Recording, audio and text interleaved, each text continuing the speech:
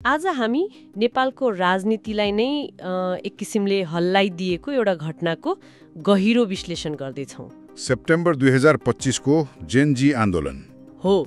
हामीसँग भएका स्रोतहरूले त्यो बेलाको घटनाक्रमलाई राम्रैसँग समेटेका छन्, तर हाम्रो उद्देश्य अब केवल के भयो भनेर सुनाउनु मात्र होइन, बरु त्यो आन्दोलनको भित्री तहमा पुगेर त्यसको खास अर्थ के थियो भनेर बुझ्नु हो। धेरैले यो आन्दोलनलाई सरकारले सामाजिक सञ्जालमा लगाएको प्रतिबन्ध विरुद्धको प्रतिक्रियाको रूपमा मात्रै हेर्छन्, जुन तत्कालको कारण त थियो, तर त्यो त केवल एउटा झिल्को मात्रै थियो।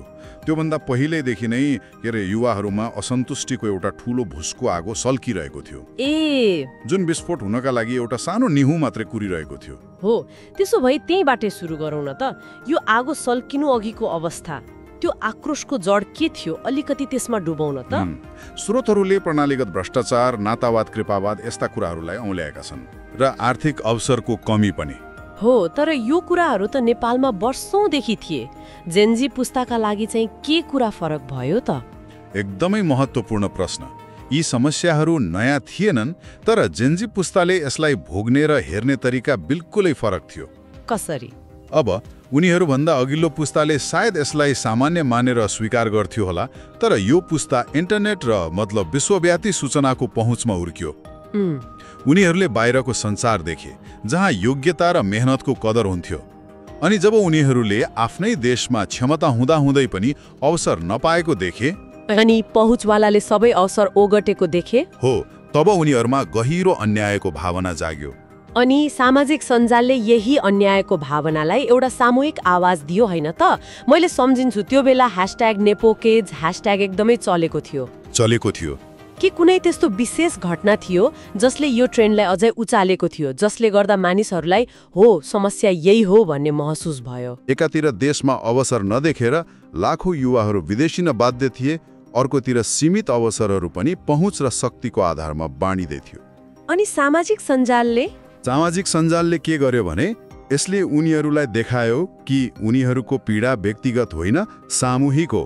जब हजारौंले एउटै कथा, एउटै पीडा शेयर गर्न थाल्छन्, तब त्यो व्यक्तिगत निराशाबाट एउटा सामूहिक शक्ति जन्मिन्छ। हो, #नेपोकिड्स त्यही शक्तिको एउटा प्रतीक थियो। भनेपछि युवाहरूमा असन्तुष्टिको भुसको आगो पहिल्यैदेखि सल्किसकेको थियो, अनि सरकारले एउटा यस्तो निर्णय गर्यो जसले त्यसमा पेट्रोलले खन्याइदियो, होइन त? ठ्याक्कै त्यही भयो। सेप्टेम्बर 4, 2025 मा सरकारले टिकटक र इन्स्टाग्राम लगायत 26 वटा सामाजिक सञ्जाल प्लेटफर्ममा प्रतिबन्ध लगाउने घोषणा गर्यो। उनीहरूको तर्क के थियो? सरकारको तर्क थियो कि यी प्लेटफर्महरूले सामाजिक सद्भाव बिगार्यो र गलत सूचना फैलायो, तर युवाहरूले यसलाई आफ्नो आवाज दबाउने र सङ्गठित हुने माध्यम खोज्ने एउटा नाङ्गो प्रयासको रूपमा देखे। हो, ठ्याक्कै। यो त सरकारको लागि निकै ठूलो रणनीतिक भूल साबित भयो। उनीहरूले सायद सोचेका थिए कि इन्टरनेट बन्द गरेपछि सबै चुप लाग्छन्। उनीहरूले डिजिटल संसारको शक्ति र जेनजी पुस्ताको क्षमतालाई कम आके। उनीहरूले बिल्कुलै सरकारको यो कदमले आगो निभाउनुको सट्टा झन सल्काइदियो। जुन माध्यमलाई उनीहरूले खतरा देखे, त्यही माध्यमका प्रयोगकर्ताहरूलाई उनीहरूले सडकमा आउन बाध्य बनाए। यो निर्णयले उनीहरूको रिसलाई एउटा स्पष्ट निशाना दियो।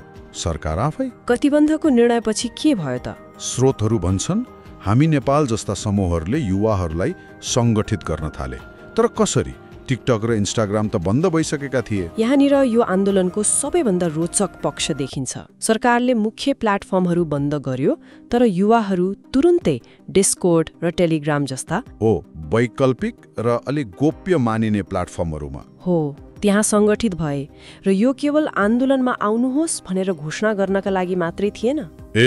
त्योभन्दा बढी थियो, धेरै बढी। डिस्कर्डमा उनीहरूले विभिन्न शहरका लागि छुट्टा छुट्टै च्यानल बनाए। काठमाडौँको प्रदर्शनका लागि कुन ठाउँमा जम्मा हुने, खाना पानीको व्यवस्थापन कसले मिलाउने, अनि घाइते भएमा प्राथमिक उपचारको लागि पनि तयारी। हो, प्राथमिक उपचार र कानुनी सहायता टोलीहरूलाई कसरी तयारी अवस्थामा राख्ने भन्ने जस्ता सबै कुराहरू व्यवस्थित गरे। एकछिन है, मतलब यो सडकमा नारा लगाउने मात्रै थिएन, यसको पछाडि एउटा परिष्कृत डिजिटल कमान्ड सेन्टर जस्तै चलिरहेको थियो। हो। सरकारको गलत सूचनालाई तुरुन्तै खण्डन गर्न फ्याक्ट चेकिङ समूहहरू पनि थिए भन्ने मैले पढेको थिएँ। यो सडक आन्दोलन सँगसँगै चलिरहेको एउटा डिजिटल युद्ध जस्तै थियो। सरकारले मिडिया मार्फत प्रदर्शनकारीलाई उच्छृङ्खल र भड्किएका भनेर प्रचार गर्थ्यो। उता डिस्कर्डका फ्याक्ट चेकिङ समूहहरूले तुरुन्तै प्रमाणसहित त्यसको खण्डन गर्थे। ठ्याक्कै। यसले के देखायो भने जेनजी पुस्ता केवल प्रयोगकर्ता मात्र होइन, उनीहरू डिजिटल उपकरणलाई आफ्नो उद्देश्यका लागि रणनीतिक रूपमा प्रयोग गर्न सक्षम छन्। र त्यो डिजिटल सङ्गठन सेप्टेम्बर 8 मा वास्तविक सडक आन्दोलनमा परिणत भयो। काठमाडौँ लगायत देशका प्रमुख सहरहरूमा हजारौं विद्यार्थी र युवाहरू सडकमा उत्रिए। यो देशले पछिल्ला वर्षहरूमा देखेको सबैभन्दा ठूलो र स्वतःस्फूर्त प्रदर्शनहरू मध्ये एक थियो, हैन र? निसन्देह। र यसको सबैभन्दा महत्त्वपूर्ण पक्ष के थियो भने यो आन्दोलनको कुनै एउटा नेता थिएन। ए हो र? यो कुनै राजनीतिक दलको विद्यार्थी सङ्गठनले आयोजना गरेको थिएन। यो पूर्ण रूपमा विकेन्द्रीकृत र युवाहरूले आफैले सुरु गरेको आन्दोलन थियो। यसले नेपालको परम्परागत राजनीतिको ढाँचालाई नै चुनौती दियो। तर यो आन्दोलन शान्तिपूर्ण मात्रै रहन सकेन। जब हजारौं युवा सडकमा आए, सरकारले उनीहरूलाई वार्तामा बोलाउनुको सट्टा हिंसात्मक दमनको बाटो रोज्यो। स्रोतमा उल्लेखित तथ्याङ्क त साँच्चै डरलाग्दो छ। कम्तीमा 75 जनाको मृत्यु, 2000 भन्दा बढी घाइते। हो, त्यो तथ्यान्तले आन्दोलनको गम्भीरता र सरकारको प्रतिक्रियाको क्रूरता दुवैलाई देखाउँछ। राज्यले आफ्नै युवा नागरिकहरूमाथि यति निर्मम दमन गर्नु आफैमा एउटा त्रासदी थियो। तर यहाँ अर्को एउटा अनौठो कुरा भयो। दमनले आन्दोलनलाई कमजोर बनाउनुको सट्टा झन बलियो बनाइदियो। कसरी? हरेक चोटि जब प्रहरीले दमन गर्थ्यो, सडकमा अझै धेरै मानिसहरू आउँथे। दमनका भिडियो र तस्बिरहरूले अन्तर्राष्ट्रिय ध्यान पनि खिच्यो, जसले सरकारमाथि थप दबाव सिर्जना गर्यो। त्यो दृढताले नै अन्ततः परिणाम ल्यायो। आन्दोलनको चौतर्फी दबावपछि के भयो त? राजनैतिक रूपमा ठूलो उथलपुथल भयो। देश र विदेशबाट सरकारको दमनको चर्को आलोचना भयो र आन्दोलनप्रति समर्थन ह्वात्तै बढ्यो। अन्ततः बढ्दो दबाव थेग्न नसकेर प्रधानमन्त्री केपी शर्मा ओली राजीनामा दिनु बाध्य भए। प्रधानमन्त्रीको राजीनामा मात्रै होइन, त्यसपछि त संसद नै विघटन गरियो र नयाँ चुनाव गराउने घोषणा भयो। हो, र त्यो संक्रमण कालका लागि पूर्व प्रधान न्यायाधीश सुशीला कार्कीलाई अन्तरिम प्रधानमन्त्री नियुक्त गरियो। यो त निकै ठूलो राजनीतिक परिवर्तन थियो। हो, यो सानो उपलब्धि थिएन। युवाहरूको सडक आन्दोलनले स्थापित राजनीतिक नेतृत्वलाई घुँडा टेकायो। तर यसको साङ्केतिक महत्त्व त्योभन्दा पनि गहिरो छ। यो नेपालको इतिहासमा एउटा कोसे ढुङ्गा साबित भयो। र सबैभन्दा महत्त्वपूर्ण कुरा, जुन माग लिएर आन्दोलन सुरु भएको थियो, सामाजिक सञ्जालमाथिको प्रतिबन्ध, त्यो पनि फिर्ता लियो। यो त आन्दोलनको स्पष्ट जित भयो। तर के यसको प्रभाव त्यतिमा मात्र सीमित थियो?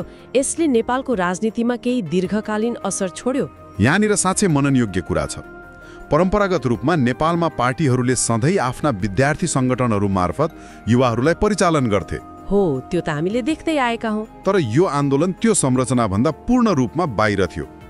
यसले के प्रमाणित गर्यो भने अब नेपालमा राजनीतिक शक्ति बनाउन कुनै राजनीतिक ब्यानर वा नेता चाहिँदैन। मतलब जेनजी पुस्ता आफैमा एउटा स्वतन्त्र र शक्तिशाली राजनैतिक शक्ति हो। यो एउटा आधारभूत परिवर्तन हो र अब हरेक पार्टी यो नयाँ स्वतन्त्र शक्तिसँग कसरी जोडिने भनेर सोच्न बाध्य भएका छन्। मतलब अब राजनीति गर्ने पुरानो तरिकाले काम नगर्न सक्छ। युवाहरूलाई व्यवस्था गरेर अब सत्तामा टिक्न गाह्रो हुनेछ भन्ने सन्देश गयो। एकदम। यो आन्दोलनले जवाफदेहिताको एउटा नयाँ मानक स्थापित गर्यो। तर यो सम्पूर्ण घटनाक्रमले एउटा महत्त्वपूर्ण प्रश्न पनि खडा गर्छ। के हो त्यो? आन्दोलनले तत्कालका लागि सरकार परिवर्तन गर्यो र प्रतिबन्ध हटायो, जुन ठूलो सफलता हो। तर जुन गहिरो मुद्दाहरू, भ्रष्टाचार, नातावाद र आर्थिक अवसरको कमीले युवाहरूलाई सडकमा ल्याएको थियो, के नेतृत्व परिवर्तनले मात्रै ती समस्याहरूको दीर्घकालीन समाधान सम्भव छ? त्यही प्रश्न साँच्चै सोच्नुपर्ने कुरा। एउटा आन्दोलनले राजनीतिक अनुहारहरू परिवर्तन गर्न सक्छ, तर के त्यसले प्रणाली नै परिवर्तन गर्न सक्छ? गाह्रो छ। के नयाँ चुनाव र नयाँ अनुहारले मात्रै वर्षौंदेखि जकडिएका ती संरचनागत समस्याहरूलाई समाधान गर्न सक्छ? यो नै अबको मुख्य चुनौती हो। सायद यो आन्दोलन एउटा अध्यायको अन्त्य थियो, तर प्रणालीगत परिवर्तनको लडाईँको सुरुवात मात्रै थियो।